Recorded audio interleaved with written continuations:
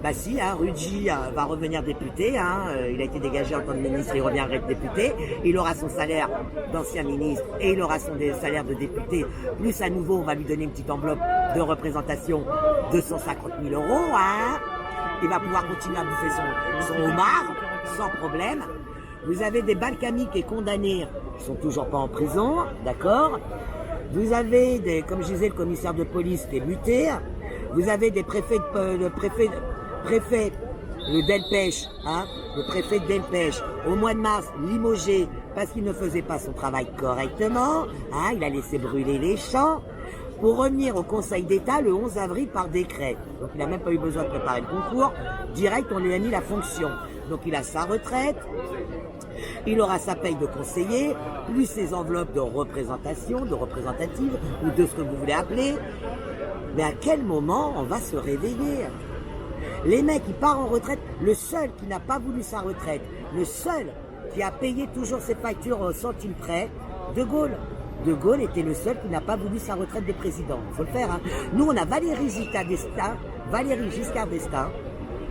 Putain, mais c'est quand il va partir, celui-là? Il nous coûte 4 millions d'euros par an, il nous coûte. Eh oui, Rémi, tu peux faire cette tête-là. Les gens sont pas informés, mais cherchez, j'arrête pas de le dire. Les détracteurs, là, ceux qui nous crachent à la gueule. Si au moins, au lieu de nous cracher, vous cherchez les infos, pour déjà nous dire, non, regardez, j'ai cherché, c'est pas vrai. Bah, vous les faites pas, parce que si vous les cherchez, la réalité va être tellement violente que vous préférez garder vos œillères. Continuez à garder vos œillères, continuez à nous cracher dessus. Nous, on rentrera plus. Moi, personnellement, hier, je le disais devant les JPN, moi, ce qu'ils m'ont fait vivre le 1er décembre, ils m'ont montré la réalité de mon pays, de mon soi-disant pays droit de l'homme. Moi, on m'a élevé avec, soi-disant, mes droits. J'ai des devoirs, mes devoirs, je les applique. Mais j'ai aussi mes droits. On m'a élevé dans le pays des droits de l'homme. Le 1er décembre, on m'a montré la réalité. Mais je vais crever s'il le faut. Mais je vais vous mettre le pays des droits de l'homme. Tous ceux qui se battent, va vous mettre en place le pays des droits de l'homme. Le vrai pays des droits de l'homme.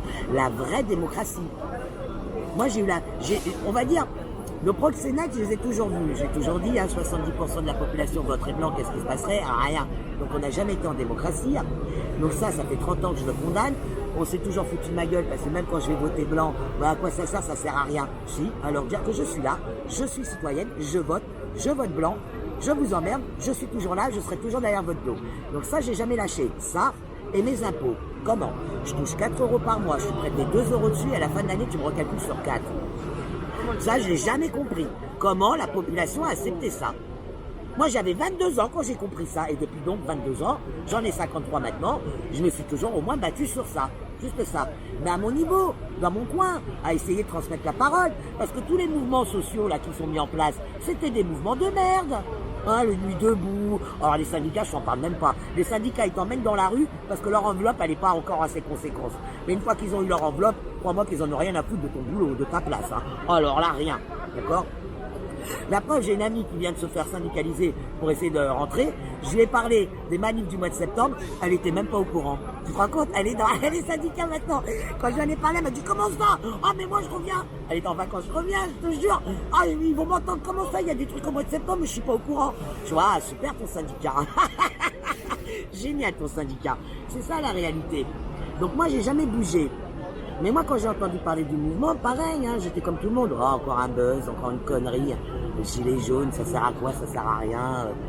Et puis non, moi j'ai écouté, je les ai entendus. Je m'en suis dit, là, putain, ils se rendent même pas compte. À force de se parler entre eux, ils vont vraiment comprendre où était le problème. Eux, quand ils ont été dans la rue, encore tout à l'heure, il y avait une vieille là, qui m'a un peu gonflé. Ah non, mais attendez, le mouvement des gilets jaunes, c'est une question de baisse de taxes. C'est pas une question de baisse de taxes. C'est pas moins de taxes, c'est pas plus de pouvoir d'achat, c'est dégager toutes ces raccourcis qui nous coûtent un pognon dingue. Ils détournent des milliards, non seulement ils détournent des milliards, mais en plus ils font des lois qui leur permettent de détourner. J'arrête pas de leur dire, oh les gars, leur paye et leur argent de poche. Leur paye, c'est leur argent de poche. Nous, on paye tout à côté. Le logement, l'EDF, leur voiture, leur chauffeur, leurs vacances, leur sac, on paye tout. C'est de l'argent de poche. Ah merde, je voudrais bien avoir 15 000 euros comme argent de poche, moi. Parce que c'est ça la réalité. Les gens, ils se rendent pas compte. Quand on leur parle de salaire, vous avez vu tout de suite, ils disent, ah mais nous, je touche que 9 000. Donc les gens se disent, quand même, ils touchent que 9 000. Hein. Déjà, c'est beau, mais bon, à rien foutre. La Chapi, elle touche 9 000 pour faire des lois de consentement pour qu'on puisse abuser de vos gamins. Donc, c'est beau quand même, elle est bien payée pour ça. Mais bon, les mecs s'imaginent, ah ouais, mais quand même, ils payent 9 000. Oh, mais ils payent rien d'autre. Ils ne payent ni leur impôt, microbe. Tout le monde a tapé son microbe, il a supprimé l'ISF. Oh les gars, il l'a supprimé, c'est parce que quand il est arrivé à Bercy en 2014, il a arrêté de le payer. Il a détourné, il a arrêté de payer l'ISF. Résultat, il vient en tant que président, hein, et ben il la supprime. Il était en conflit avec le fils. Ça fait 4 ans qu'il était en conflit avec le fils. Maintenant, il n'y est plus son père. Donc, il n'y a plus besoin de le payer puisqu'il n'y est plus. Donc, il s'est arrangé, hein, petite magouille. Je suis sûr qu'il n'a même pas donné un centime. Et tout va bien. Tout va bien.